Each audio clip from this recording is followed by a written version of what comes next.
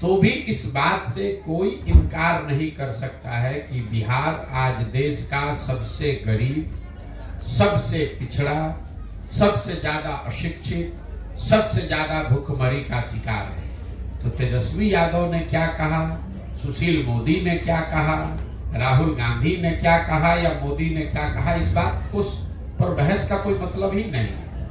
अगर सारे लोगों की बात को सही मान भी ले तो भी हम लोग बिहार देश के सबसे गरीब राज्य है, इससे तो कोई इनकार नहीं कर सकता है। हम लोग देश में सबसे पिछड़े हैं, इससे कोई इनकार नहीं कर सकता है।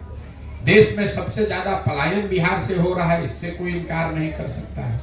तो इस बात पर कोई टीका टिप्पणी करने का मतलब नहीं है।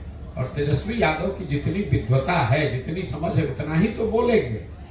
जिस आदमी को यही नहीं पता है कि जीडीपी होता क्या है, खड़े होकर कैमरे पर उस व्यक्ति ने कहा कि देश में सबसे ज्यादा जीडीपी तो बिहार का है। तो यही होता है जब आप जीवन में खुद पढ़ाई लिखाई नहीं किए, जब आपकी खुद समझ नहीं है, तो आपको ये भी नहीं पता है कि जीडीपी होता क्या है।